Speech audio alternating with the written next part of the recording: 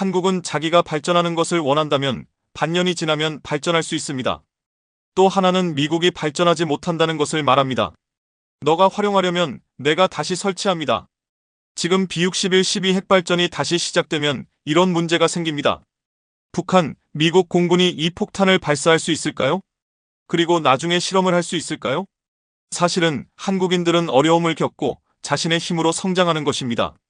한국인들은 어려움을 겪고 자신의 힘으로 성장하는 것입니다. 한국은 조금씩 나아가고 있습니다. 특히 핵발전기에 나아가고 있습니다. 한국은 자신의 어려움을 겪고 있습니다. 한국은 조금씩 나아가고 있습니다. 이론은 우리에게 실현하지 않습니다. 올해 초 민진당의 독립주의자 라이칭더가 총통에 당선돼 취임을 앞두고 있는데요. 중국은 대만에 대한 군사, 경제, 사이버 압박을 강화하고 있죠. 중국은 2027년까지 대만을 무력으로 통일할 준비를 마칠 것으로 생각합니다. 대만을 삼키려는 중국의 야욕은 날이 갈수록 비대해지고 있는데요. 국가 예산을 탈탈 털어 군 보강에 힘쓰고 있습니다. 그런 중국 군대가 든든하다며 자랑스러워하는 일부 중국인들은 대만을 혼쭐 내주는 김에 한국의 버르장머리도 고쳐놓자는 괴상한 주장을 하고 나섰는데요. 이에 중국이 내로라 하는 군사 전문가들은 아무리 중국이라도 그건 불가능하다. 오만해도 너무 오만한 생각이다. 한국은 위험한 나라다. 라며 날뛰는 중국인들을 만류하고 있는데요. 중국 군사 전문가들은 왜 한국에 대해 위험한 나라라고 경고하고 나섰던 것일까요? 한번 자세히 알아보도록 하겠습니다. 중국 인민해방군 기관지 해방군보는 사설을 통해 이번 정보지원부대 신설로 건군 100주년 분투 목표를 기한 내에 실현하는 데 유리해졌다고 밝히기도 했는데요. 건군 100주년 분투 목표란 중국군이 2027년까지 대만을 무력 통일하겠다는 것입니다. 중국이 군 전력을 대폭 강화할 수 있는 것은 국방 예산을 대거 투입하고 있기 때문인데요. 중국 국방 예산은 매년 늘어나고 있습니다. 올해 중국의 국방 예산은 전년 대비 7.2%나 증가한 1조 6.700억 위안, 즉 319조 3.700억 원에 달합니다. 중국은 3년 연속 국방 예산 증가율이 7%대를 넘어서게 되었습니다. 중국은 국방 예산 상당액을 다른 부처 예산을 숨겨놓고 있고 연구개발 지출도 포함하고 있지 않기 때문에 실제로는 발표 규모를 훨씬 웃돌 것으로 보입니다. 중국이 군사력을 강화하는 핵심적인 이유는 대만 통일 때문입니다. 존 아킬리노 사령관은 미국 인도태평양 사령관은 4월 24일 일본 도쿄에서 가진 기자간담회에서 시 주석이 군의 2027년 대만 침공을 실행할 준비를 하도록 지시했다고 밝혔는데요. 사실 중국의 야욕은 대만 통일에서 끝나지 않았습니다. 중국은 아시아 전역을 점령한 뒤 태평양에 진출하는 그림까지 그리고 있죠. 어차피 최종적인 목표가 세계 재패라면 대만을 칠 때 한국도 같이 처리해버리자는 일부 중국인들의 의견이 있었는데요. 하지만 중국 군사 전문가들의 의견은 달랐습니다. 중국군에서 사령관 등 한 자리씩 했었던 이들도 만에 하나 중국이 한국을 침공한다면 오히려 박살나는 건 중국일지도 모른다고 첨언했습니다. 전문가들은 왜 그렇게 말했을까요? 중국인들이 알고 있는 것보다 한국 군대의 전투력이 막강하기 때문이었습니다. 그들은 한국군의 강력함을 설명하기 위해 20세기에 발발했던 세계대전에 대한 이야기부터 꺼냈는데요. 제1차 세계대전 때까지만 해도 사람과 총이 전쟁 준비의 전부였습니다. 하지만 제2차 세계대전 때부터는 본격적으로 전쟁 장비가 등장했죠. 육상에는 전차가 등장했고 해상에서는 함정과 잠수함이 함대전을 벌였습니다. 그런데 한국군은 2차 대전 말기에도 1차 대전 수준의 무기체계로 전쟁을 했습니다. 그들에게는 소총과 칼이 전부였습니다. 한국전쟁 때도 크게 다르지 않았습니다. 북한군은 전차 242대, 자주포 176문, 공군 전투기 211기 등 최신 무기를 동원해 싸웠었지만 한국군에게는 전투기는 물론 자주포와 전차도 없었죠. 그랬던 한국군이 80년도 안 되는 시간 동안 이뤄낸 결과를 보면 두려울 정도입니다. 한국은 국방력 강화에 돈을 아끼지 않았고 그 덕에 성장 속도가 굉장히 빨랐습니다. 한반도 지형에 맞춰 한국군은 자주포를 비롯한 포병 역량을 중점적으로 강화했습니다. 포병 전력만큼은 군사력 1위인 미국에 버금가는 수준입니다. 또 한 가지, 한국은 60만밖에 안 되는 상비군 전력이지만 그 뒤에는 무려 300만에 달하는 대한민국의 예비군 전력이 있습니다. 만에 하나라도 중국이 한반도에 기습 침투가 가능하다고 해도 절대로 방심해서는 안 될 것입니다. 어디에서 튀어나왔는지 모를 300만의 숙달된 전투병기들이 독자적으로 작전 수행이 가능하기 때문이죠. 또 다른 중국의 군사 전문가는 무엇보다도 한국의 우수한 방산무기들의 저력을 소개하며 뭔가를 단단히 착각하고 있는 중국인들이 현실을 직시하도록 만들었습니다. 그래서 인터넷에서 많은 사람들이 한국의 K9 방산 무기를 독자적으로 수행하기로 했습니다. 한국의 K9 방산 무기는 독일 PGH-2000 이후 세계에서 가장 현대적인 방산 무기 중 하나입니다. 한국의 K9를 독자적으로 수행하기로 한다는 것은 많은 사람들이 싫어합니다. 하지만 한국의 K9 방산 무기는 독자적으로 수행이 가능합니다. 한국의 K9 방산 무기는 독자적으로 수행이 가능합니다. 한국의 K2 방산 무기는 독자적으로 수행이 가능합니다. 그럼 더불어로 어떤 점을 볼까요? 유럽은 많은 나라입니다. 우리는 인구와 경제와 한국과 비슷한 것만을 가지고 있습니다. 영국, 프랑스, 독일을 비교해 봅시다. 프랑스에 있는 군인들 11만 명, 탱커들 222마리, 전부 자산의 성능이 훌륭한 러커랄, 장비 운송차가 5,200마리 정도, 각국의 대포 250마리, 전차기 210마리, 영국의 군인들이 8마리, 그리고 거의 3만 명의 국토방어원들이 있습니다. 한국에 있는 군인들도 11만 명, 탱커들이 380마리, 전부 자산의 중장기전자 2, 장비 운송차가 4.800마리, 대포 260마리, 전차기 121마리, 영국에 있는 군인들이 920마리, 탱커들이 500마리 정도, 각국의 장비 운송차가 2.000마리, 전차기 183마리, 전차기 233마리, 마지막으로 독일에 있는 군인들이 620마리, 탱커들이 266마리, 전부 자산의 성능이 훌륭한 러커랄, 장비 운송차가 1760마리, 각국의 전차기 230마리, 전차기 158마리. 이것은 상대적으로 어렵지 않습니다. 러커나 장비 운송차에 대해서는 영국과 독일이 4개의 국가에서 탱커의 성능은 독일이 더 강력한 것입니다. 독일이 더 강력한 국가입니다. 독일은 전 세계 최고의 군인들입니다. 독일의 군인들의 전투력은 영국보다 더 강력한 것입니다. 러커나 장비 운송차와 싸우면 독일이 승리합니다. 독일은 독일의 전투력에 비해 영국과 독일이 4개의 국가에서 독일의 전투력을 말해보겠습니다. 독일은 강력한 장비 운송 능력을 발휘하고 있습니다. 올해 시작부터 한국은 장비 운송을 시도했지만 처음에는 단지 탄약과 장비가 없었고 성장도 아주 천천히 있었습니다.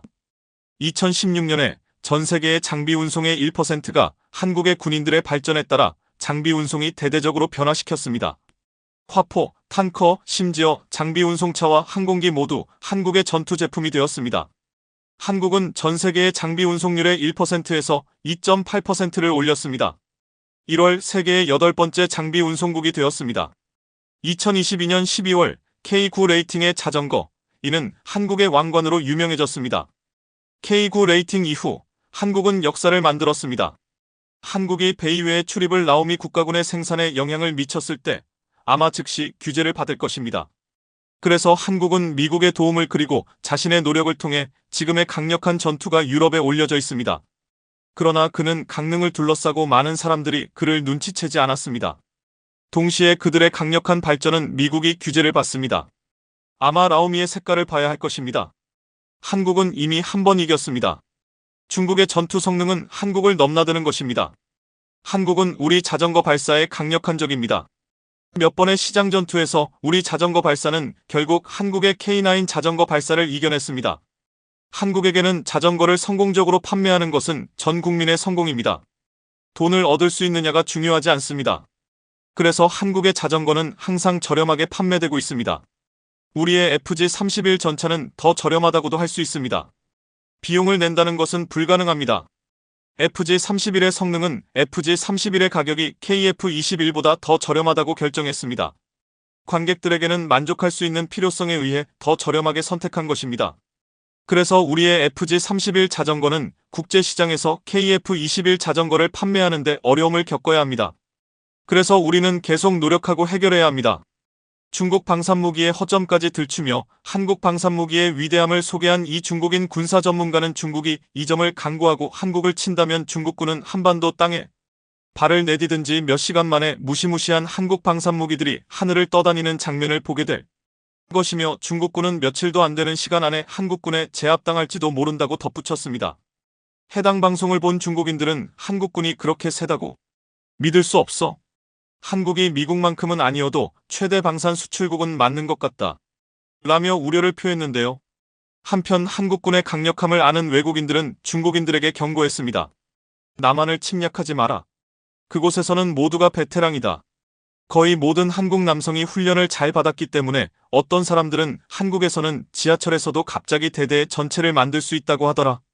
한국 남자들에겐 의무인 게 짜증이 날 수도 있겠지만 국가적으로 보면 장점인 것 같다. 북한이 남한을 덮쳤다고 생각해봐. 길거리에서 음식 팔고 있던 남자가 총을 휘두르면서 람보를 하는 모습에 북한군이 놀랄걸? 이런 의무 훈련을 강요받고 싶지 않지만 군에서 복무하며 호신술, 비범하고 놀라운 것들을 배우는 것은 정말 멋지다고 생각한다. 한국 군인들은 많은 것을 배우고 위험에 대비하고 지식을 가지고 있다. 그러한 훈련과 준비를 거치지 않은 일반 사람들보다 그러한 상황에 대처하는 방법에 대해 더 많이 알고 있다. 나는 그것이 강력할 수 있고 매우 힘들고 힘들 수 있다는 것을 알고 있다. 이번 MOU를 통해 향후 북대서양 조약기구 나토, 유럽연합 EU 국가들의 포병 수요에 따라 천무의 추가 수출도 적극 추진하겠다. 손재일 한화에어로스페이스 대표이사. 폴란드 키엘체에서 열린 국제방 위산업 전시회 MSPO에서 한화에어로스페이스가 폴란드 2차 수출을 위한 준비를 완료했다고 밝혔습니다. 이번에 한화에어로스페이스는 폴란드 국영 방산업체 PGG와 폴란드형 천무 호마르 K 제조 협력에 관한 MOU도 체결했습니다.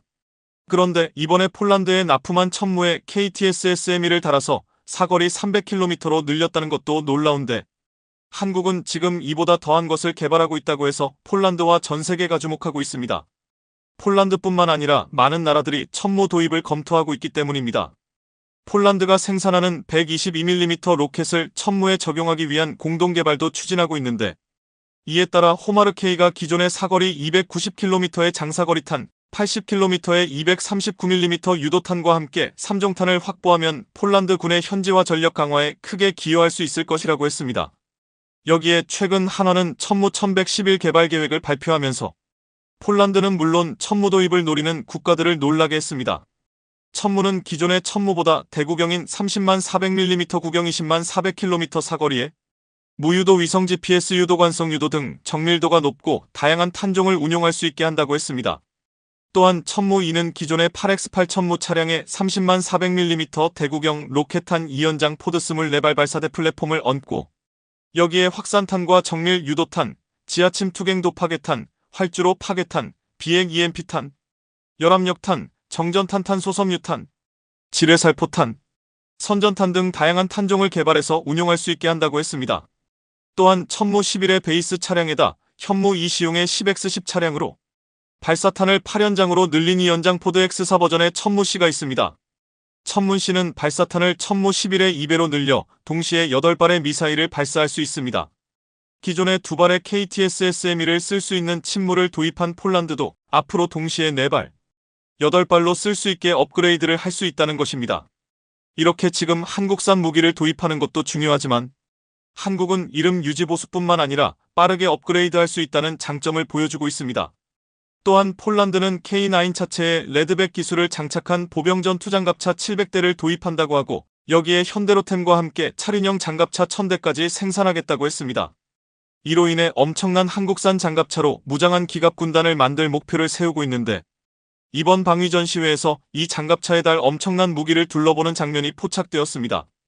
폴란드 라즈문드 안제이착 총참모장, 스위보미르 치오츠키 군비정책국장 등은 이번 전시회에서 한화 전시장을 찾아 국방과학연구소 주관체계 개발이 진행 중인 미래형 국방로봇인 무인수색 차량의 지대지 유도 미사일인 천검을 탑재한 무기체계를 둘러봤습니다. 무인수색 차량에 천검을 달았다는 것이 크게 주목받았는데 국경선이 긴 유럽의 지형을 고려해 인력 배치가 어려운 지역에서 병사를 대신해 수색 정찰 경계 등의 다양한 임무를 수행할 수 있다고 했습니다. 또한 정찰 자산이 적 전차의 위치 정보를 전달하면 운영자는 무인 수색 차량을 조종해 천검 사거리 8km 내 적을 타격할 수 있어 결과적으로 작전 거리도 크게 늘어나게 됩니다. 그런데 이미 천검은 이 무인 수색 차량뿐만 아니라 지금 폴란드가 대량으로 도입하겠다는 장갑차에 장착할 것으로 보이고 있기에 지금 이 무기가 더욱 주목되고 있습니다. 천검은 전차 킬러라 불리는 유도미사일로 소형 무장 헬기에서 전차를 파괴할 목적으로 만들어진 공대지 유도탄입니다. 공대지 미사일로 최대 8km를 날아가고 관통력도 1.4m 달할 정도로 강력한 파괴력을 가지고 있습니다. 천검은 하늘의 검이라는 뜻으로 영문으로는 탱크 저격수라고 표현하고 있습니다. 그동안 한국은 세계 최고라 불리는 미국의 헬파이어 미사일을 전량 수입해서 써왔지만 이제 우리 기술로 8년여에 걸쳐 헬파이어보다 뛰어난 미사일을 만들어냈습니다. 이를 개발한 방사청 관계자는 헬기용 공대지 유도탄의 대명사인 헬파이어와 비교하면 유도 능력은 천검이 더 뛰어나고 관통력은 비슷한 수준이라고 자랑했습니다. 천검은 헬파이어 이 미사일보다 유도 능력과 명중률이 우수한 것으로 알려져 있고 무엇보다 유사무기 체계 최초로 인공지능 AI 알고리즘을 탑재되어 있습니다. 이로 인해 80만 프레임 이상의 표적 영상 딥러닝을 통해 유사시 운용자 개입 없이 고정 표적을 지동으로 포착할 수 있습니다. 천검은 가시광선과 적외선 영상을 모두 활용하는 이중모드 탐색기를 탑재해 탐지 성능을 높였고 유선 데이터 링크를 적용해 비가시선에서도 발사가 가능합니다. 또한 발사 후에도 유선 데이터 링크를 통해 표적을 지정할 수 있는 발사 후 재지정 기능까지 가지고 있습니다. 헬파이어는 레이저 방식으로 평지에서는 적의 전차를 탐지해 발사가 가능하지만 한국같이 험한 지형의 산악지역에서는 거의 불가능했습니다. 하지만 천검은 이것까지 가능하게 만들어 명중률과 운용자 생존 가능성은 높이면서 운용시간은 단축하는 효과를 발휘합니다. 이 엄청난 미사일은 원래 헬기에서 전차를 잡는 공대지로 만들어졌지만 지난해부터 한국은 장갑차에서도 쓸 수 있는 지대지 미사일로 개조해 실험하기 시작했습니다. 지난해 12월 국방과학연구소는 안흥시험장에서 천검 개량형 지대지 미사일로 K-21 장갑차에서 발사하는 데 성공했습니다. K-21 천검 체계를 만들어냈는데 K-21 장갑차를 기반으로 만들어진 레드백 장갑차에도 천검을 달아 위력을 배가할 수 있다고 말하고 있습니다. 지금 폴란드는 1000대의 K2 전차와 함께 레드백을 기반으로 만드는 700대의 장갑차를 배치한다고 했는데 여기에 적국의 전차 킬러라 불리는 천검을 장착할 수 있다는 것은 엄청 무서운 전력을 확보하는 것이라고 했습니다. 폴란드는 기아의 소형 전술 차량 K151을 주문하고 한국산 대전차 미사일 현궁을 달 것이라고 했는데 천검은 현궁보다 몇 배의 위력을 자랑할 것이라고 했습니다. 현궁은 최대 사거리가 2.5km이지만 천검은 이보다 3배가 넘는 8km의 거리까지 타격이 가능하고 더 정확하고 더 강력한 파괴력으로 적의 전차를 무력화시킬 수 있습니다. 사거리가 3배가 더 넘는다는 것도 큰 차이가 있지만 무엇보다 유선 데이터 링크로 직선으로 나가는 무선 전파가 단절될 수 있는 산악지형에서 만정적으로 영상을 송수신해 적의 전자를 파괴하고 운영자가 개입할 수 있기에 정확도나 전술적인 사용 범위 자체가 다르다고 했습니다. 실제로 천검 사격에 참석했던 김진수 수석 시험 비행 조종사는 데이터 링크로 외부의 무인기나 지상부대에서 정보를 받고 산 뒤에서 미사일을 쏘면 된다. 표적이 안 보이는 상태에서 미사일을 발사할 수 있다. 영상이나 광학 시스템으로 카메라를 보면서 따라 들어가니 가까워질수록 표적이 선명해진다. 표적을 놓치기가 더 어려운 것이다. 라고 말했습니다. 여기에 사용자가 표적으로 포착하지 않아도 인공지능으로 고정된 표적을 자동으로 포착하는 것은 현궁으로는 흉내낼 수 없는 매우 첨단화된 방식이라고 평가받고 있습니다. 세계 최고라 불리는 미국의 헬파이어 2도이 같은 방식에 놀라고 있을 정도입니다. 하지만 현궁은 소형 전술 차량에도 탑재가 가능하고 전술적 환경에 따라 개인 휴대용용도 가능하기에 천검과 현궁은 전술적인 목적에 따라서 각기 활용될 수 있을 것으로 보고 있습니다. 지난해 공대지를 지대지로 개량한 천검 미사일 실험을 할 때 폴란드와 함께 이미 현궁의 위력을 체험한 중동의 사우디, UAE가 현장에서 보았고 이 현장에는 노르웨이, 스웨덴, 이집트, 필리핀 등의 국가들도 있었습니다. 이 천검을 단 장갑차가 폴란드에 대량 수출된다면 앞으로 현궁 대전차 미사일에 더해 천검도 수출될 가능성이 높을 것으로 전망하고 있습니다. 폴란드는 현궁을 단소형 전술 차량 K151도 400대를 구입할 것이라고 했는데 K2 전차 1000대 함께 운용되는 폴란드형 중형 장갑차 700대와 소형 전술 차량 400대가 천검과 현궁으로 적의 전차를 먼저 무력화시킬 것이라고 했습니다. K2 전차가 빠른 기동력과 무장에 비해서 측면 장갑이 부족하다는 지적이 있는데 이렇게 장갑차와 소형 전술 차량이 함께 운용되면서 더욱 공격적으로 전진이 가능하고 상대 전차의 공격 기회를 완전히 차단해버릴 것이라고 했습니다. 한국은 그동안 미사일 주권을 외치며 미사일 개발에 모든 것을 걸어왔습니다. 이제한 국산 미사일은 우리 영토를 든든히 지키며 세계 최고라 불릴 정도의 수준으로 세계 방산 수출 시장에서 러브콜을 받고 있습니다. 지진과 화산이 유독 빈번한 일본은 자신들의 운명을 깨닫고는 1000년 전부터 대륙 진출의 꿈을 꾸고 있습니다. 이 꿈을 위해 임진왜란을 일으키는 등 전쟁도 서슴지 않았죠. 일본이 가장 두려워하는 것은 아무래도 열도 전체가 바다로 가라앉고 있다는 점일 텐데 실제로 일본은 침몰 중에 있습니다.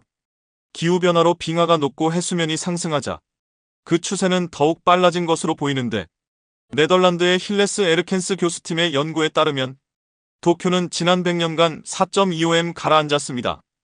해수면이 상승한다는 것은 땅이 가라앉는다는 의미로, 통상 아파트 1층의 높이가 최대 2.6m 나고 봤을 때 지난 1세기 동안 도쿄는 상당히 많이 가라앉았다는 결론이 내려집니다. 그래서 아예 일본 열도를 통폐로 한반도로 옮기려는 시도도 있었는데, 일제강점기 때 그랬습니다. 일제강점기는 일본이 단순히 한반도를 점령한 것이 아니라 조선을 일본에 편입시킨 후 수도를 포함 정치 및 경제 기반을 한반도로 옮겨 이사오려던 계획입니다. 그래서 헌재 서울을 일제강점기에는 경성유이라 불렀는데, 여기에서 경이란 수도를 뜻합니다. 일본 수도인 도쿄 TOK와 이오는 동경이라 했는데, 이는 동쪽의 수도를 의미합니다. 그러니까 진짜 수도는 한반도의 경성에 만들고, 현재 도쿄는 지방정부로 격화됩니다. 한 국가에 두 개의 수도가 존재할 수는 없으니까요. 그래서 백제의 옛 수도 부여의 신사중 최고 등급인 관패대사를 건설하겠다며 건설을 시작했었는데, 이는 당시 도쿄에 있던 1급 신궁과 동일한 등급이고 메이지 신궁보다 훨씬 거대한 규모였죠. 관패대사를 건설한다는 것은 일왕이 직접 부여로 찾아와 참배한다는 의미이기도 합니다. 이에 1939년 7월 31일 히로히토 일왕이 직접 라디오에 출연해 부여의 신궁을 건설한다는 계획을 밝히기도 했는데요. 어쨌든 이러저러한 일본의 노력에도 불구하고 1000년 동안 꿈꾼 일본의 대륙 진출의 꿈은 실현되지 않았습니다. DC 엔터리 채널은 여러분의 댓글과 좋아요를 먹고 운영됩니다. 1년 전 대통령 선거가 진행될 당시 가장 큰 이슈는 가덕도 신공항과 한일해저 터널이었습니다. 가덕도 신공항이야 부산, 울산, 경남 지역의 오랜 수건 사업이기 때문에 그러려니 했지만 한일해저 터널은 인약 정치권을 발칵 뒤집어 버렸습니다. 당시 이를 적극 검토하겠다던 한 국회의원은 엄청난 비난을 받았는데, 왜냐면 한일해저 터널은 일본이 1000년 동안 바라던 대륙 진출의 꿈이 현실로 나타나는 것이기 때문입니다. 물론 일본에 비해 적은 재정을 부담하고 일자리가 창출되는 등 기대 효과도 컸지만 일반 시민들의 인식은 달랐는데요. 그렇다면 이 한일해저 터널은 불과 몇 년 전에 수면 위로 떠오른 사업일까요? 이 사업은 일제강점기가 시작된 1900년대 초반부터 논의됐었고, 일본의 일방적인 조사이기는 했지만 본격적으로 수면 위로 떠오른 것은 1917년입니다. 하지만 광복 후 헌재에 이르기까지 일본은 대륙 진출이라는 품속의 칼을 품고 겉으로는 양국 경제에 큰 도움이 된다며 주야장천 이 해저 터널을 제의했지만 한국은 길을 열어주지 않았습니다. 그래서 이 해저 터널 이야기가 나오는 순간 친일 논란이 제기되는데요. 그렇다면 일본은 왜 이렇게 대륙 진출을 꿈꾸게 된 것일까요? 아주 긴 역사를 톱파보겠습니다. 지금으로부터 12년 전인 2011년 일본 동쪽 해상에서 규모 9.0의 대지진이 발생하면서 관측 사상 최대 규모의 쓰나미가 발생했습니다. 동일본 대지진으로 붙여진 이 재해로 후쿠시마 원전이 폭발하고 17.000명이 피해를 입었죠. 아마 일본 쪽 뉴스 중 가장 빈번한 것이 자연재해인 지진인데, 그래서 일본인들은 늘 불안에 시달리며 삽니다. 이렇게 지진이 잦은 것은 일본의 지리적인 운명인데요. 즉, 일본이 자리한 대륙판 때문에 그렇습니다. 지구 표면은 마치 지구를 갑사하는 퍼즐처럼 조각조각 깨져 있는데, 판이라고 불리는 이 퍼즐들은 지구 내부의 작용으로 서서히 이동하며 서로 스치기도 하고 부딪히기도 합니다. 이러한 과정에서 서로 맞닿은 지각판이 더 이상 버틸 수 없게 되면 판의 가장자리인 단층이 튕겨나가면서 크게 흔들리는데, 이게 바로 지진입니다. 판구조론에 따르면 지구는 약 70km 두께의 7개의 대형판과 6개의 중형판으로 형성되어 있는데, 일본 동쪽 앞바다는 유라시아판, 필리핀판, 태평양판, 북아메리카판 4개의 경계에 위치하고 있어 지난 40년 동안 전체 지진의 10%가 이곳에서 발생했습니다. 이러한 재해는 일본이라는 국가가 등장했을 때부터 타고난 운명인데, 하루가 멀다 하고 지진 피해를 겪다 보니 일본에서는 항상 안전한 대륙으로의 이동을 내세워 권력을 손에 쥐었는데요. 그래서 전쟁이 발발했던 겁니다. 임진왜란의 원흥 도요토미 히데요시는 우선 조선을 점령한 후에 명나라, 유구국헌 오키나와, 고산국헌 타이완, 로소년 필리핀을 점령한 후 천축헌 인도를 공략해 베이징을 중심으로 한 대통국을 건설하고자 했었고, 이러한 대륙 진출의 야욕은 20세기로 이어집니다. 대동아 공영권이라는 이름으로 말이죠. 당시 일본은 일본, 조선, 만주, 중국, 몽골 5개 민족이 화합해야 한다며 오족 화합 내세우면서 우선 조선을 식민지로 삼고 만주를 침공해서는 만주사변을 일으켰습니다. 그리고는 1937년 중국 대륙까지 침략해 꿈이 이루어질 뻔도 했으나 미국을 잘못 건드렸다가 핵폭탄 이방의 지도에서 지워질 뻔도 했는데요. 사실 결과가 그렇게 됐기 망정이지 일본이 중국 대륙을 침략했을 때 일본은 큰 그림을 그리고 있었습니다. 우선 일본이 점령한 조선에서부터 그 그림이 시작되는데요.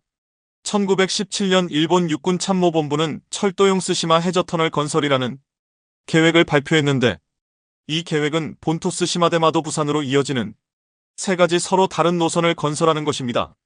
그리고는 부산을 통해 만주로 올라갔다가 베이징, 난징을 경유한 후 베트남의 하노이 사이공 캄보디아의 푸놈펜 말레이시아로 이어지는 10.000km의 철도 노선을 건설해 동아시아와 동남아시아를 일본의 손아래에 두겠다는 것이었죠.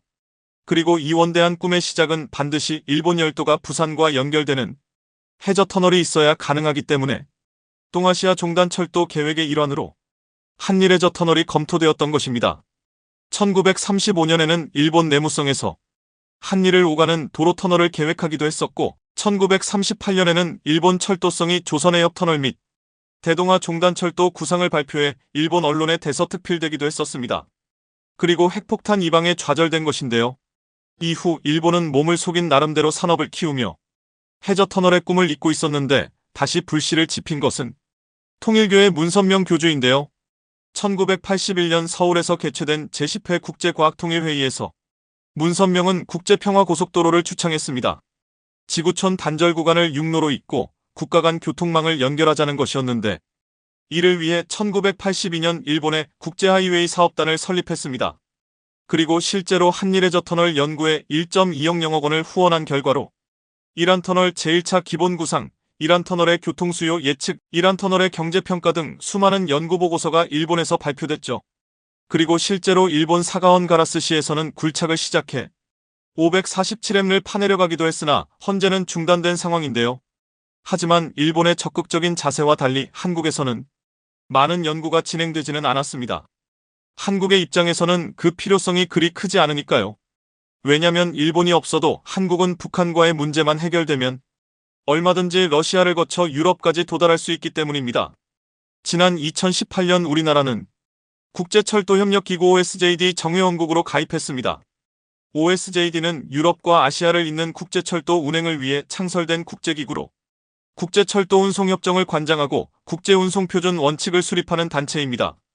1956년 소련, 중국, 몽골, 북한 등 12개 국가가 참여해 창설됐고 현재 시베리아 횡단철도 TSR, 중국 횡단철도 TCR, 몽골 횡단철도 TMGR 등 유라시아 횡단철도가 지나가는 모든 국가들이 참여하고 있습니다. 그러나 우리나라는 2015년부터 정회원 가입을 추진했으나 북한의 반대와 중국의 기권으로 번번이 무산되었는데 2018년 가까스로 만장일치로 정회원이 되었습니다. 이런 상황이라면 만약 유라시아를 잇는 철도가 실제로 개통되면 한국은 동아시아의 종착지로 유럽의 독일에서 시작해 폴란드, 벨라루스, 러시아, 카자흐스탄, 몽골, 중국을 거쳐 한국으로 종착하는 또는 그 반대로 한국을 시작으로 유럽으로 이어지는 어마어마한 계획이 실현됩니다. 종착이든 시작이든 지리적인 장점을 충분히 누릴 수 있는데 만약 일본과 해저터널이 연결된다면 일본이 한국의 장점을 가져가게 됩니다. 한일해저터널이 건설되는 순간 한국은 경유역으로 전락해버리는 단접 등등 얻는 것보다 잃는 것이 많죠. 한일해저터널 이야기가 제기되는 순간 터져나오는 친일 논란, 한국의 입장에서는 잃을 것이 많다는 입장 등이 있어 한국에서 이 해저터널 이야기가 쉽게 논의될 수 없는 이유입니다. 해저터널로 국가를 연결한 사례는 영국과 프랑스를 잇는 유로스타가 있습니다.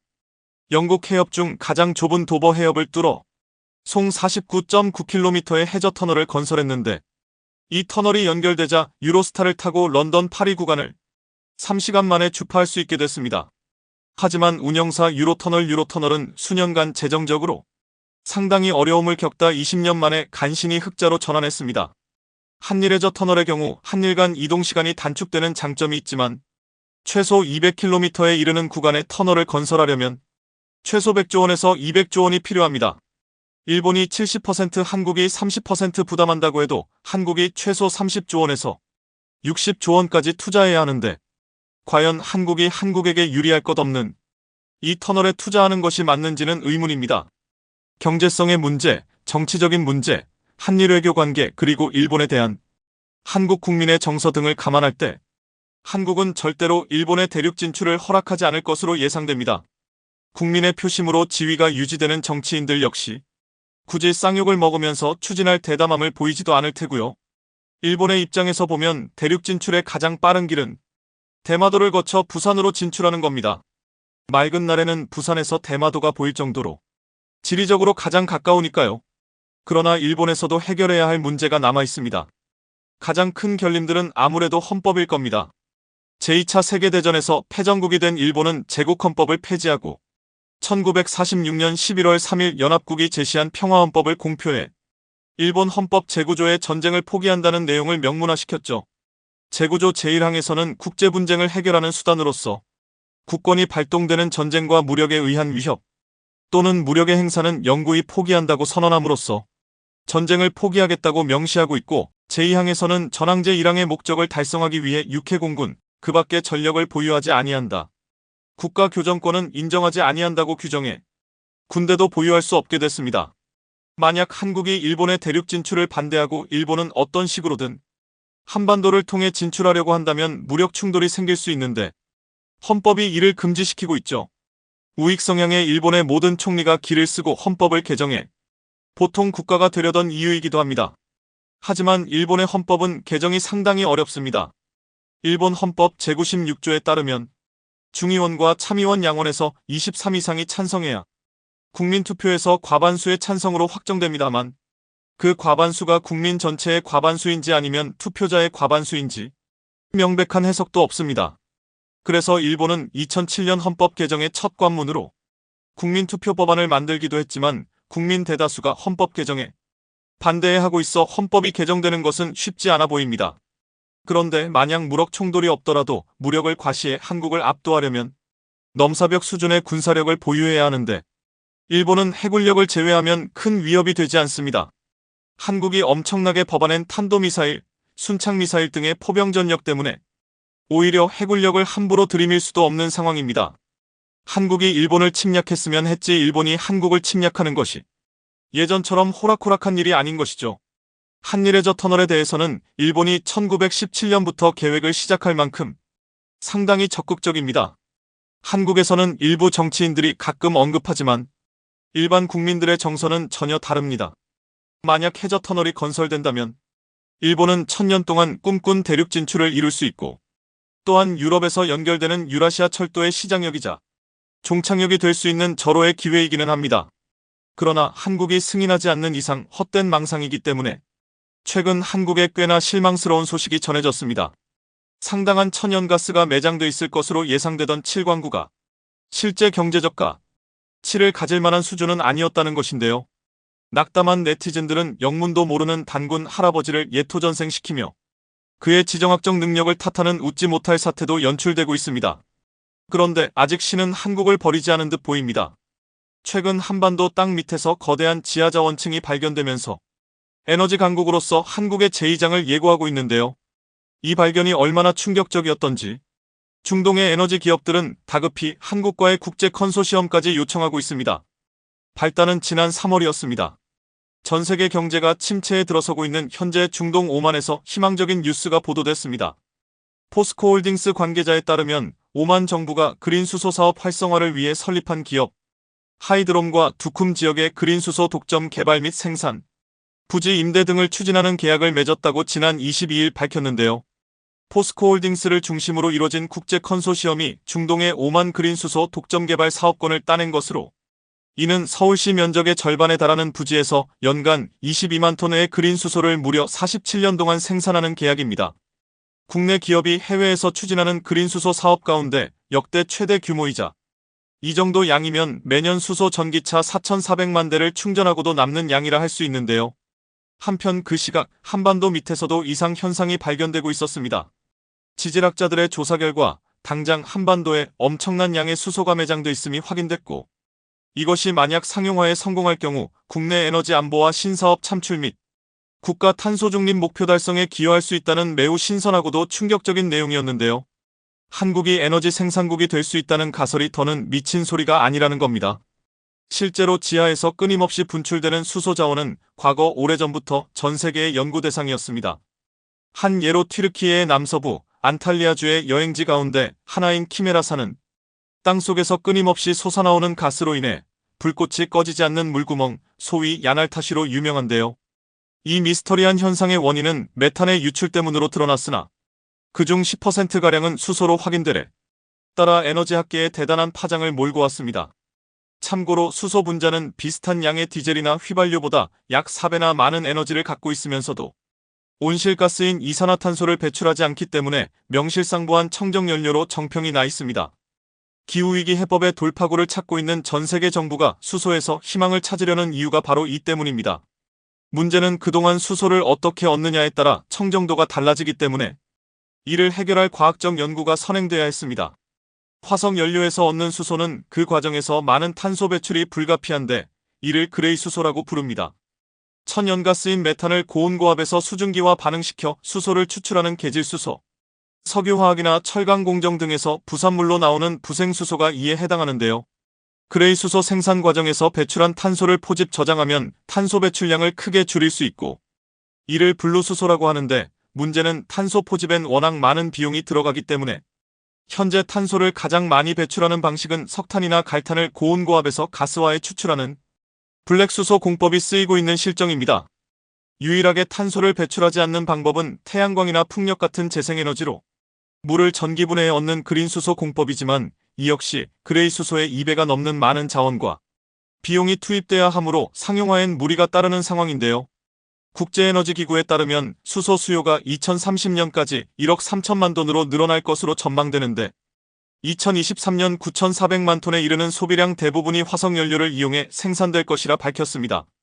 이 과정에서 세계 항공산업의 배출량과 맞먹는 무려 9억 톤에 달하는 이산화탄소가 배출될 예정이니 이대로면 갈수록 심각해져가는 기후위기가 더 가속화될 것이 자명했습니다.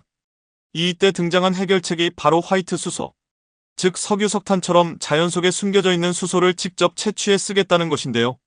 지구 지각에 갇혀있는 천연수소는 100% 청정에너지원인데다 훨씬 저렴한 비용으로 얻을 수 있어 땅속에서 금을 캐는 것에 비유해 골드수소라고 부르고 있습니다. 놀라운 건 그러한 골드수소의 상당량이 한반도 밑에 잠재해 있을 가능성이 있다는 겁니다. 한국석유공사에 따르면 세계 최초로 지하에 부존된 수소 탐사를 목표로 2022년도부터 연구과제를 개시해 한천제릴 국내 육상 지역에서 토양가스를 측정하고 관련 기술에 대한 특허를 출원했다고 밝혔습니다. 이 기술은 토양에 장치를 삽입하여 지하에서 발생하는 수소 기체를 측정하는 것으로 별도의 필터 및 배수 시스템으로 토양 내 수소 측정의 가장 큰 제약 요인인 물에 의한 방해를 최소화하는 것이 특징인데요. 이를 활용해 최근 전국 5개의 지점에서 수소가 발생하고 있음이 확인됐고 에너지 전문가들은 지금 이 순간에도 이를 어떻게 상용화할 것인지 정밀 분석 중에 있습니다. 공사 측 관계자는 이번 지표 조사 작업을 전략적으로 확대하는 한편 보유한 시출 기술과 자체 특허 출원한 수소 탐사 및 모니터링 기술을 적극 활용, 앞으로 전국에 퍼져 있는 유망 지역을 발굴해 중장기적인 분석을 실시할 계획이라 밝혔습니다. 이뿐만이 아니었습니다. 최근 수소 생산을 위한 전 세계적 연구들이 진행되는 가운데 암석에 주목한 한 연구자에 의해 제주도에서 흔히 발견되는 현무암에서 막대한 양의 수소 추출이 가능하다는 충격적인 연구 결과가 발표된 것이었죠. 황화철을 이용한 중금속의 제거와 염속의 유기물질의 문해로 박사학위를 받은 해당 전문가는 어느 날 우연히 해수와 반응한 황화철이 원시 생명의 에너지원인 수소 공급의 실마리가 되지 않을까라는 물음을 갖게 됐는데요. 황화철로 만들어낼 수 있는 수소량이 적었기 때문에 원시지구의 화학적 변화가 중단됐다는 사실을 알게 되자 그는 수소와 염기성암의 관계에 대해 주목하게 됐다고 밝혔습니다. 실제로 염기성암 중 하나인 현무암은 해수와 만나 삼운석화 작용이 일어나는데 이 과정에서 한원가스인 수소와 소량의 메탄이 발생하고 있음이 목격된 적도 있습니다. 현무암은 제주도와 울릉도, 경기도 등 한반도에 광범위하게 분포하고 있기에 이를 수소로 환원하여 에너지원으로 개발할 수 있다면 대략 예상되는 매장량만 수억 톤, 제주도뿐만 아니라 울릉도와 독도 등에서도 추출 가능한 현무암은 말 그대로 방대한 양의 수소 저장고이며 이를 발굴해 수소 전지를 사용하는 차량과 발전소 등 산업용 설비에 지속 가능한 에너지 공급이 가능해질 것으로 기대됩니다. 한반도에서 수소가 발견됐다는 소식에 과학자들은 경악을 금치 못했습니다. 이 엄청난 발견은 과학사의 새로운 장을 여는 것이자 미래의 에너지 공급과 환경 문제에 대한 해결책을 제시할 수 있었기 때문인데요. 특히 이 발견이 과학자들에게 충격을 줬던 이유는 우리가 알고 있는 기존의 수소 추출법과 완전히 새로운 방식이었기 때문입니다. 많은 논란이 있기는 하나 학계에선 천연수소를 직접 추출하거나 현무암을 수소로 환원하는 방식은 충분한 잠재력이 있다고 인정하고 있습니다. 미국 지질조사국인 USGS 측은 2022년 10월 미국 지질학회 연례회의에서 석유 산업에 적용됐던 모델을 이용해 추정한 결과 지구 지각에는 수조돈, 그리고 한반도에도 상당한 수소가 매장돼 있을 수 있으며 그중 10%만 사용해도 현재 소비량을 전제로 계산했을 시 수천 년 동안 쓸 수 있는 양으로 드러났다고 밝혔는데요. 지질조사국은 장기적으로 천연수소의 생성량이 연간 수억 톤에 이를 것으로 예상했으며 미국 에너지고등 연구계획국 또한 처음 들었을 때는 미친 소리라고 생각했으나 보고서를 읽을수록 과학적 근거가 탄탄하다는 걸 깨달았다고 밝히기도 했죠. 실제로 과학자들은 철 성분이 풍부한 현무암이 고온에서 물과 반응해 사문석이 되는 과정에서 수소가 만들어진다는 것에 대해 재작년 북극해와 아프리카 최남단을 잇는 대서양 중앙 해령에서 이 장면이 학계에 보고된 적이 있다고 밝혔습니다. 해저 화산이 밀집돼 있는 중앙해령에선 지각판이 서로를 끌어당기는 과정에서 새로운 해저 지각이 만들어지고 있는데 과학자들은 이 가운데 로스트시티라는 열수문출 지역에서 해저로부터 솟는 다량의 수소를 확인했습니다. 마찬가지로 이해령에 닿아 있는 아이슬란드의 지열 발전소에서도 비슷한 함량의 수소가 분출됐고 무엇보다 이러한 구조가 과거 한반도에서 현무암이 생성됐을 당시와 꽤나 유사한 구조라는 것인데요. 덧붙여 과학자들이 현무암 지대에 희망을 거는 또 다른 이유는 철문이 풍부한 암석지대, 먼 옛날 대륙판이 충돌하는 과정에서 압착된 해양지각의 산물인 그린스톤 벨트와의 유사함 때문입니다. 이곳에 있는 200도 이상 고온의 암석을 비롯한 광물들은 지표면에서 스며들어오는 물과 반응해 수소를 만들어낼 수 있고 현재 아프리카 말리에서 추출되고 있는 방대한 양의 수소 또한 서아프리카 대륙궤의 그린스톤 벨트에서 나오는 것으로 추정되고 있습니다. 참고로 한국에서 개발한 수소 탐침 방식은 굳이 한반도에 국한될 뿐 아니라 남호주나 서아프리카 등 수소 매장량이 높은 미지의 땅에도 활용될 가능성이 높은데요. 남호주에선 이미 천연수소 시추불이 시작됐고 오스트레일리아의 신생기업 골드하이드로젠은 올해 3분기 천연수소 시추에 나설 계획이며 이 회사는 지난해 남호주 지역 최대 500m 깊이에서 순도 80%의 천연수소를 발견한 바 있습니다. 그 외 스페인도 피레네 산맥 중심부에 있는 고대 해양 암석에 수소가 저장돼 있을 것으로 보고 2024년 후반 시추를 계획하는 등 이러한 전세계적 천연수소 열풍에 한반도가 지정학적 변화의 중심이 될지도 모르겠습니다. 한국이 만든 초음속 전투기 KF-21의 개발 진행이 매우 순조롭게 진행되고 있습니다. 실제로 앞서 2월 KF-21 첫 복좌 시제기의 최초 비행을 단번에 성공한 데 이어 초음속 비행 능력과 야간 비행 성능을 입증하기도 했는데요. 그리고 최근엔 KF-21이 비행 중 무장을 기체에서 분리하고 기총을 발사하는 데 처음으로 성공하면서 항공전자 시스템이 정상적으로 작동하는지 완벽히 확인했습니다. 이렇듯 작년 7월 첫 비행에 성공한 KF-21은 지금까지 150여 회 비행 시험을 하면서 온전한 전투기의 모습으로 차근차근 발전해 나가고 있는데요. 그런데 한국의 전투기 KF-21을 비난하는 중국과 일본 등 몇몇 국가들이 있어 크게 빈축을 사고 있는 중이라고 합니다. 또 여기에 더해 본인들의 전투기로 KF-21을 잡겠다며 눈에 불을 켜고 있는 터키와 대만도 존재합니다. 그런데 최근 이들 국가의 전투기 사업이 폭망의 길을 걷고 있다는 보도가 나와 충격을 주고 있는데요. 과연 이들이 한국 KF-21을 얼마나 깎아내리고 비난하고 있으며 본인들의 사업은 어떻게 망해가고 있는지 자세히 알아보겠습니다. 최근 들려온 한국형 전투기 KF-21의 무장분리 시험 성공 소식에 이제 KF-21은 세계 최고의 무장 능력을 갖춘 전투기로 불려도 손색이 없게 됐습니다. 그리고 아니나 다를까 중국이 이런 희소식에 찬물을 끼얹으려는 시도를 해왔는데요. 그런데 얼마 전 KF-21 소식에 놀란 중국 공군 전문가는 오히려 생방송 도중 하지 말아야 할 충격 실토를 하면서 중국 전역을 발칵 뒤집어 놓는 엄청난 실수들 저질러버렸습니다.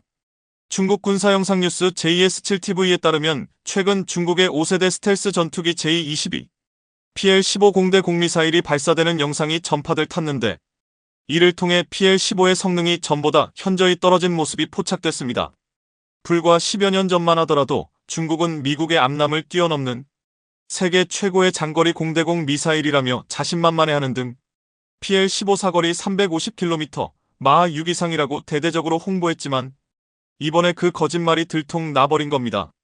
실제로 중국은 지난 2015년에도 PL-15의 사거리들 300km, 속도도 마하 4로 은근슬쩍 낮췄는데 이번에 공개된 내용을 보면 심지어 사거리가 200km까지 줄어 중거리 수준밖에 되지 않았습니다. 그런데 중국의 일련의 행동을 보면 최근 공개된 사실도 가짜일 가능성이 매우 높은 상황으로 보이는데요. 설사 PL-15가 암남급의 사거리를 갖췄다고 억지로 인정해줘도 제20에 탑재된 레이더 성능을 보면 미사일이 있으나 만화한 상황에 처해 있다고 볼 수밖에 없는 현실입니다. 현재 제20에 탑재된 KLJ-5 레이더는 중국이 개발한 것으로 중국은 1800개의 TR 모듈이 탑재되어 있다고 자랑했었습니다. 그런데 모듈의 성능을 뜯어보면 형편없는 수준으로 실제로 구형 소재들 사용했기 때문에 표적에 대한 탐지 능력이 매우 떨어집니다. 따라서 사실은 아니지만 PL-15의 사거리가 암남급이라고 치더라도 레이더 탐지 능력이 떨어지기 때문에 PL-15의 미사일은 무쓸모나 다름없는 겁니다. 이런 상황에 KF-21의 무장비행 테스트 성공 소식은 중국에 크게 위협으로 다가오면서 크게 당황할 수밖에 없던 건데요. 그리고 일본 역시 KF-21의 희소식에 부들부들 떨리는 분노들 감추지 못하고 감정적으로 대응하며 깎아내리기에 바빴습니다.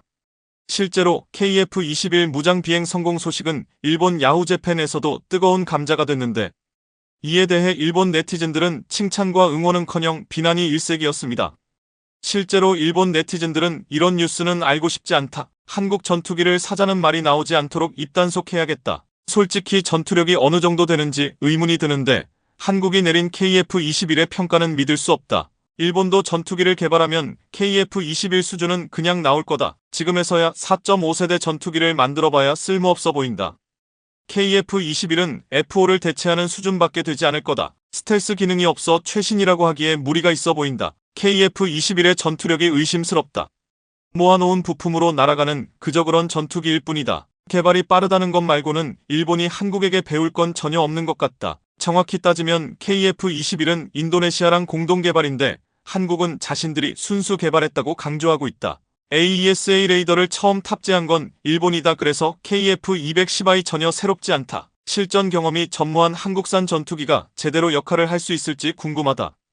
또 아직 제대로 된 평가를 받은 적이 없기 때문에 여전히 의심스럽다. 한국의 방산 개발 상황을 보면 탐욕스럽다는 표현이 잘 어울린다. 저렇게 떠들어봐야 KF-21은 쓰레기다. 스텔스 성능이 없는 전투기를 만들면 어떡하냐. 그 정도는 일본도 할 수 있다. 일본은 KF-21보다 훨씬 앞선 6세대기들 개발하고 있다. 한국은 비교도 안 된다 등 시기질투성의 비난의 반응이 잇따랐습니다. 그런데 현재 한국을 잡겠다며 난리들 치고 있는 국가도 있다고 하는데요. 실제로 방위산업에 많은 투자를 하고 있는 튀르키예는 얼마 전 전투기 TFX 지상활주 사진을 공개한 데 이어 엔진 가동 영상까지 연달아 공개하며 한국을 의식한 듯한 모습을 보였습니다. 튀르키예는 현재 자체 개발 프로젝트 TFX를 통해 전투기 국산화에서 나서고 있는 중으로 2023년 도래하는 건국 100주년을 기념해 오래전부터 해당 프로젝트에 심혈을 기울여 왔었습니다. TFX 사업은 처음부터 5세대 전투기를 목표로 개발이 진행됐는데 튀르키예는 KF-21의 강력한 경쟁자가 바로 TFX 전투기라고 주장하면서 KF-21이 등장할 때마다 매번 끼어들고 있는 상황입니다. 그런데 이번에도 역시 튀르키예는 민감한 반응을 보이며 혹여나 한국이 먼저 국산 전투기를 내놓을까 노심초사하는 모습을 드러냈는데요. 사실 애초에 TFX는 튀르키예의 건국 100주년인 2023년에 맞춰 개발을 완료한다는 목표였지만 낮은 기술 수준 등으로 인해 한계에 부딪히며 여전히 답보 상태이기 때문입니다. 이런 이유로 튀르키예는 당초 무리하게 5세대 전투기부터 뛰어들겠다는 무모한 계획을 뒤로하고 뒤늦게 한국처럼 기술을 하나씩 축적해 나가는 방식으로 방향을 바꾸며 시간만 허비하게 된 겁니다. 이렇듯 정작 한국이 가고 있는 길을 뒤따라오는 마당의 튀르키예는 한국의 괜한 라이벌 의식을 보이고 있어 여러 상황을 피곤하게 만들고 있는데요. 실제로 최근 튀르키예가 TFX 레이더 성능을 홍보했던 자료들 보면 튀르키예가 KF-21을 의식해 만들었다는 사실을 확인할 수 있으며 급조한 느낌이 물씬 나는지 알 수 있으실 겁니다. 바로 TFX가 세계 주요 전투기들과 비교해 탐지 성능이 어느 정도인지 공개한 건데, 튀르키예가 비교군으로 제시한 전투기들은 미국의 F-35는 물론 러시아의 Su-57, 한국의 KF-21까지 있었습니다. 즉 KF-21을 TFX가 치고 올라가야 한다는 심리가 반영된 것으로, 실제로 튀르키예가 공개한 자료를 보면 TFX 레이더 성능이 너무 뛰어나 4137km 밖에서 F-35, Su-57, KF-21을 탐지할 수 있다는 내용이 담겼습니다. 그런데 사실 튀르키예는 불과 2년 전까지만 하더라도 항공기 부품 하나 만드는 데에도 버거워했는데, 단시간 동안 어떻게 F-35와 KF-21을 뛰어넘는 레이더들 뚝딱 만들 수 있었는지 의문이 드는데요. 즉 어떻게 해서든지, 설사 그것이 거짓말이라 할지라도 KF-21과의 경쟁에서 지고 싶지 않았던 튀르키예의 어리석은 시기심이 이번 일을 통해 공식적으로 드러나게 된 것으로 보입니다. 이렇듯 튀르키예뿐 아니라 대만도 한국이 KF-21을 만드는데 우리라고 못할 게 뭐가 있냐며 호기롭게 전투기 사업에 뛰어들었지만 현실은 처참하다고 하는데요. 방산업계에 따르면 앞서 대만은 스텔스 설계와 높은 추력을 갖춘 차세대 전투기 연구개발을 착수해 2024년까지 시제품을 완성하고 2025년 첫 비행을 하겠다는 계획을 밝혔었습니다. 하지만 최근 차세대 방위 전투기인 ADF 사업이 좌초되면서 이런 계획은 물거품이 될 것으로 보이는 상황입니다. 실제로 대만은 양안 긴장이 높아지자 KF-21과 비슷한 컨셉인 5세대 스텔스 전투기로 발전할 수 있는 차세대 전투기들 내년까지 완성하겠다는 계획을 가지고 개발에 착수한 상태였습니다. 시제품 설계는 대만 중산과학기술원에서 이루어졌고, KF-21 전투기가 사용할 F414G400 엔진을 쓰기로 했는데 KF-21처럼 스텔스 형상으로 외형을 설계하는 구상이었습니다. 또 AESA 레이더까지 국산화하겠다는 계획을 밝혔는데, 대만 국방부는 비행 시험용 기체 1대와 지상 정적 시험용 기체 2대들 제작하는데 150억 대만 달러가 필요할 것으로 예상했습니다. 이렇듯 대만은 한국이 개발한 KF-21의 개발 과정을 그대로 재현해 내겠다는 의지를 드러냈지만, 대만은 어떻게든 시제기를 완성하려고 했지만 제한된 전투기 개발 능력으로 인해 당초 제시했던 개발 일정을 소화하지 못하는 건 물론 전투기 개발 사업을 급조했다는 말이 나올 정도로